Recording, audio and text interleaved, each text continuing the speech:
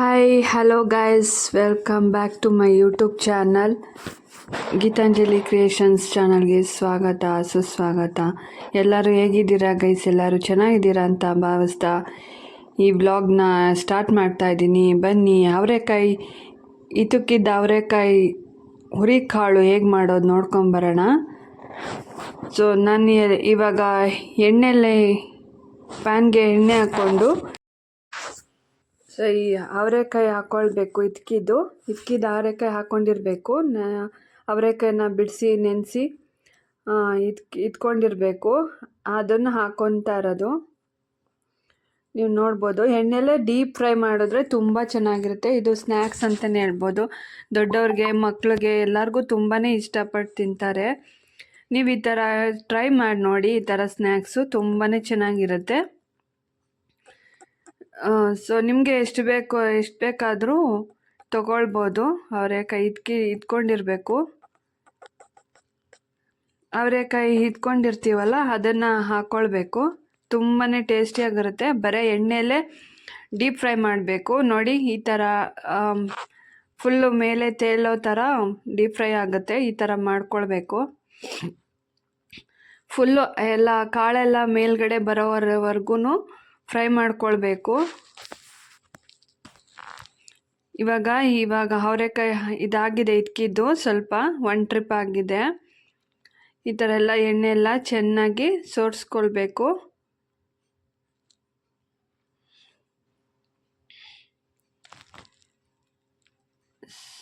So ಎಣ್ಣೆ ಇರಬಾರ್ದು. ನೀಟಾಗಿ ಎಲ್ಲನೂ ಎತ್ಕೊಳ್ಬೇಕು. ಇದಾದಮೇಲೆ ಮತ್ತೆ ಇನ್ನೊಂದು ಟ್ರಿಪ್ ಹಾಕಿ ಅವರೆಕಾಯಿನ ಇಟ್ಕಿದ್ದ ಬೇಳೆನ ಕರ್ಕೊಳ್ಬೇಕು. ತುಂಬಾ ಟೇಸ್ಟಿಯಾಗಿರುತ್ತೆ.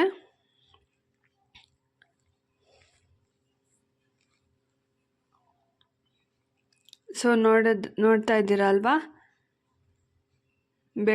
ಅವರೆಬೇಳೆ ಹೆಂಗೆ ಇಟ್ಕಿದ್ದ ಅವರೆಬೇಳೆ ತೊಗೊಳ್ಬೇಕು. ಫ್ರೆಶ್ ಆಗಿರುತ್ತೆ. ಸೊ ಸ್ವಲ್ಪ ಇಟ್ಕಿದ್ದ ಅವರೆಬೇಳೆನ ಸ್ವಲ್ಪ ನೆನೆಸಿರ್ತೀವಲ್ಲ, ಸ್ವಲ್ಪ ಡ್ರೈ ಮಾಡಿಕೊಂಡು ನಂತರ ಈ ಥರ ಎಣ್ಣೆಯಲ್ಲಿ ಕರ್ಕೊಳ್ಬೇಕು. ಇಟ್ಕಿದ್ದ ಅವರೆಕಾಯಿನ ಈ ಥರ ಎಣ್ಣೆಯಲ್ಲಿ ಫ್ರೈ ಮಾಡೋದ್ರಿಂದ ತುಂಬಾ ಟೇಸ್ಟಿಯಾಗಿರುತ್ತೆ.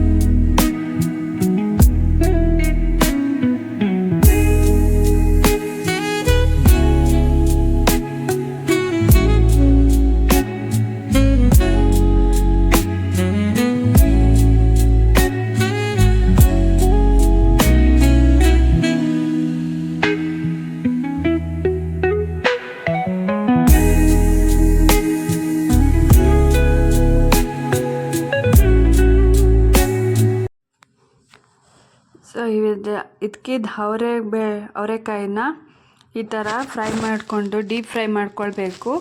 ಡೀಪ್ ಫ್ರೈ ಎಲ್ಲ ಆದಮೇಲೆ ನೆಕ್ಸ್ಟು ನಾನು 1/4 kg ಕಡಲೆ ಬೀಜ ತಗೊಂಡಿದ್ದೀನಿ. 1/4 kg ಅಥವಾ ಅರ್ಧ kg, ನಿಮಗೆ ಎಷ್ಟು ಬೇಕೋ ಅಷ್ಟು ತಗೊಳ್ಬೋದು. ತುಂಬಾ ಟೇಸ್ಟಿಯಾಗಿ ಕೊಡುತ್ತೆ. ಅವರೆಕಾಯಿನೂ ಏನೇನು ಇಂಗ್ರೀಡಿಯೆಂಟ್ಸ್ ಇರುತ್ತೆ ಎಲ್ಲನೂ ಎಣ್ಣೆಲೇ ಕರ್ಕೊಳ್ಬೇಕು. ಬ್ರೌನ್ ಬರೋವರೆಗೂ ಫ್ರೈ ಮಾಡ್ಕೊಳ್ಬೇಕು.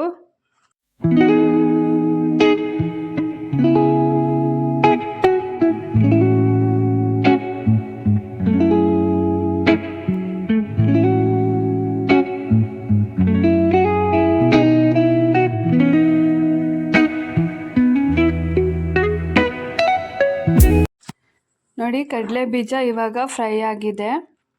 ಇದೆಲ್ಲ ತೆಗ್ದಾದ್ಮೇಲೆ ನೆಕ್ಸ್ಟು ಗಟ್ಟಿ ಅವಲಕ್ಕಿಯನ್ನು ತೆಕ್ಕೊಳ್ಬೇಕು. ಅವಲಕ್ಕಿ ಬೇಗ ಫ್ರೈ ಆಗುತ್ತೆ. ಅವಲಕ್ಕಿ ತೆಕ್ಕೊಳ್ಬೇಕು. ಎಣ್ಣೆ ಎಲ್ಲ ಚೆನ್ನಾಗಿ ಕಾದಿದ್ರೆ ಈ ಥರ ಎಲ್ಲ ಬೇಗ ಬೇಗ ಮಾಡ್ಕೊಳ್ಬೋದು. ಅದು ಒಂದು 5 ನಿಮಿಷ ಆದರೆ ಸಾಕು. ಅವಲಕ್ಕಿ ಬೇಗ ಬೇಯ್ಕೊಳ್ಳುತ್ತೆ. ನೋಡಿ ಈ ಥರ ಫ್ರೈ ಮಾಡ್ಕೊಳ್ಬೇಕು.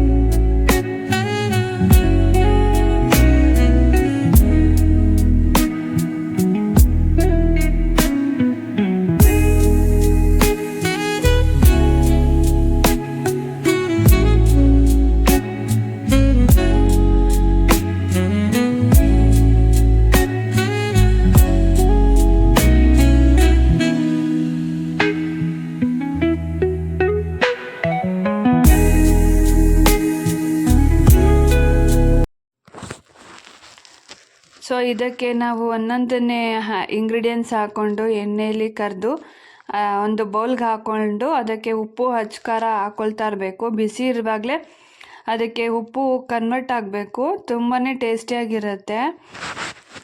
ಆಮೇಲೆ ಹಾಕಿದರೆ ಉಪ್ಪು ಖಾರ ಪುಡಿನ ಆಮೇಲೆ ಹಾಕಿದರೆ ಟೇಸ್ಟು ಅಷ್ಟು ಕೊಡಲ್ಲ. ಇವಾಗ ನಾನು ಹುರ್ಗಡ್ಲೆ ಹಾಕ್ಕೊಂಡಿದ್ದೀನಿ.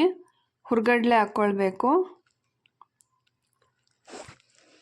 ಹುರ್ಗಡ್ಲೆ ಎಲ್ಲನೂ ಏನೇನು ಇಂಗ್ರೀಡಿಯೆಂಟ್ಸ್ ಹಾಕ್ತೀವಿ ಎಲ್ಲನೂ ಫ್ರೈ ಮಾಡಿಕೊಂಡು ಎಣ್ಣೆಲಿ ಡೀಪ್ ಫ್ರೈ ಮಾಡ್ಕೊಳ್ಬೇಕು. ನಾವೇನೇ ಇಂಗ್ರೀಡಿಯೆಂಟ್ಸ್ ಹಾಕಿದ್ರೂ ಡೀಪ್ ಫ್ರೈ ಮಾಡಿ ನಂತರ ಒಂದು ಬೌಲ್ಗೆ ಒಂದು ಪಾತ್ರೆಗೆ ಹಾಕ್ಕೊಳ್ಬೇಕು. ಆವಾಗ ಲಾಸ್ಟಿಗೆ ಎಲ್ಲನೂ ಮಿಕ್ಸ್ ಮಾಡ್ಕೊಳ್ಬೇಕು. ತುಂಬಾ ಟೇಸ್ಟಿಯಾಗಿ ಕೊಡುತ್ತೆ. ಈ ಸ್ನ್ಯಾಕ್ಸು ಎಲ್ಲ ಪ್ರತಿಯೊಬ್ಬರಿಗೂ ಇಷ್ಟ ಆಗುತ್ತೆ. ಈವ್ನಿಂಗ್ ಟೈಮು ಅಥವಾ ಯಾವಾಗಾದರೂ ನೀವು ಟ್ರಿಪ್ ಹೋಗುವಾಗ ಯಾವಾಗಾದರೂ ಈ ಥರ ಸ್ನ್ಯಾಕ್ಸ್ ಮಾಡಿಕೊಂಡ್ರೆ ತುಂಬಾ ಟೇಸ್ಟಿಯಾಗಿರುತ್ತೆ. ಮನೇಲಿ ಕಾಫಿ ಟೈಮ್ಗೆ ಎಲ್ಲ ತುಂಬಾ ಚೆನ್ನಾಗಿರುತ್ತೆ ಈ ಥರ ಮಾಡ್ಕೊಳ್ಳೋದ್ರಿಂದ.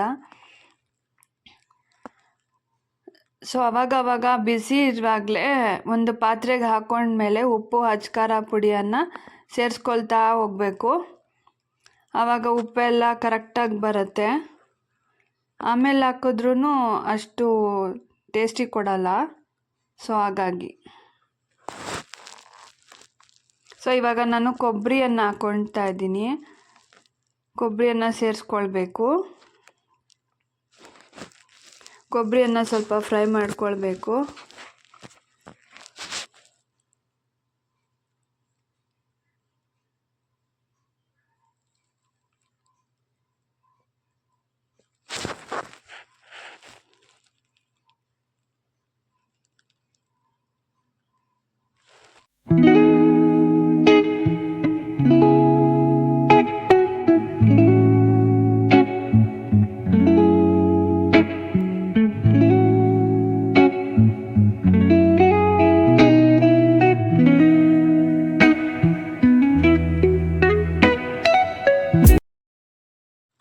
ಸೊ ಕೊಬ್ಬರಿ ನೋಡಿದ್ರಲ್ವ, ಈ ಥರ ಫ್ರೈ ಮಾಡ್ಕೊಳ್ಬೇಕು. ಕೊಬ್ಬರಿನೂ ಕಾಯಿ ಹಾಕ್ಲಿಕ್ಕೆ ಹೋಗಬೇಡಿ, ಕೊಬ್ಬರಿನೇ ಹಾಕಬೇಕು ಇದಕ್ಕೆ. ತವಾಗಲೇ ತುಂಬಾ ಟೇಸ್ಟ್ ಕೊಡುತ್ತೆ.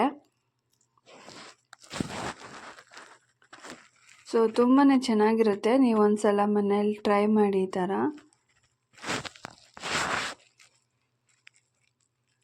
ಸೊ ಇದಾದ ನಂತರ ಈ ಕರ್ಬೇವನ್ನು ಸೇರಿಸ್ಕೊಳ್ಬೇಕು. ಎಲ್ಲನೂ ಬರೀ ಎಣ್ಣೆಲೇ ಕರ್ಕೊಳ್ಬೇಕು. ತುಂಬಾ ಟೇಸ್ಟಿಯಾಗಿ ಕೊಡುತ್ತೆ. ಕರ್ಬೇವು ಹಾಕೋದ್ರಿಂದ ಕಣ್ಣಿಗೂ ಕೂಡ ಒಳ್ಳೆಯದಲ್ವಾ. ಸೊ ಹಾಗಾಗಿ ಈ ಥರ ಆಗುತ್ತೆ, ಈ ಥರ ಚೆನ್ನಾಗಿ ಬರುತ್ತೆ. ನೀವು ಒಂದ್ಸಲ ಟ್ರೈ ಮಾಡಿ. ಸಿಮ್ಮಲ್ಲಿ ಇಟ್ಕೊಳ್ಬೇಕು ಕರಿಬೇವು ಹಾಕುವಾಗ, ಯಾಕಂದರೆ ಒಂದು ಸ್ವಲ್ಪ ಬೇಗ ಸೀದೋಗ್ಬಿಡತ್ತೆ. ಸೊ ಸಿಮ್ಮಲ್ಲಿ ಇಟ್ಕೊಂಡು ಕರಿಬೇವನ್ನ ಕರ್ಕೊಳ್ಬೇಕು. ತುಂಬಾ ಟೇಸ್ಟಿಯಾಗಿ ಕೊಡುತ್ತೆ.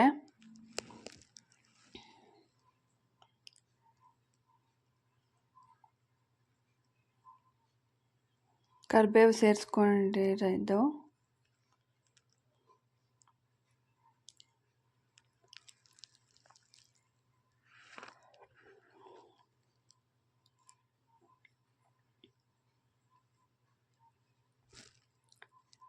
ಸೊ ಇದು ಎಲ್ಲನೂ ಏನೇನು ಹಾಕ್ಕೊಂಡಿರ್ತೀವಿ ಇಂಗ್ರೀಡಿಯೆಂಟ್ಸು ಎಲ್ಲನೂ ಒಂದು ಪಾತ್ರೆಗೆ ಸೇರಿಸ್ಕೊಳ್ತಾ ಬರಬೇಕು.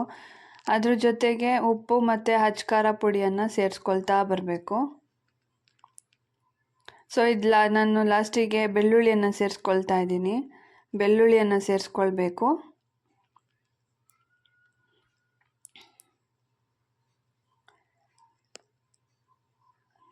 ತುಂಬಾ ಟೇಸ್ಟಿ ಕೊಡುತ್ತೆ.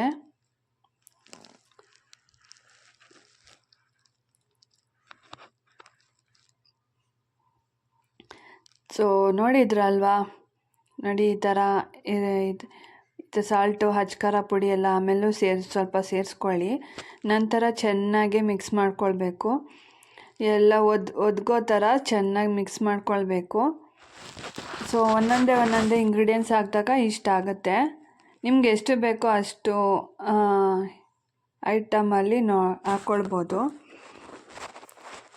ಸೊ ನೋಡ್ತಾ ಇರ್ಬೋದಲ್ವಾ, ತುಂಬಾ ಟೇಸ್ಟಿಯಾಗಿತ್ತು, ತುಂಬಾ ಚೆನ್ನಾಗಿರುತ್ತೆ. ನೀವು ಒಂದ್ಸಲ ಟ್ರೈ ಮಾಡಿ. ಇದು ಇದಕ್ಕಿದ ಅವರೆಕಾಳಿನ ಹುರಿಕಾಳು ಅಂತ. ಸೊ ನೋಡಿದ್ರಲ್ವಾ ಗೈಸ್, ಇದಾಗಿತ್ತು. ಸೊ ಮುಂದಿನ ವಿಡಿಯೋಗಾಗಿ ಮತ್ತೆ ಭೇಟಿಯಾಗೋಣ. ಯಾರೆಲ್ಲ ನನ್ನ ಚಾನಲ್ ಸಬ್ಸ್ಕ್ರೈಬ್ ಆಗಿಲ್ಲ ಅಂದರೆ ಪ್ಲೀಸ್ ಸಬ್ಸ್ಕ್ರೈಬ್ ಮಾಡ್ಕೊಂಡು ವಿಡಿಯೋ ನೋಡಿ.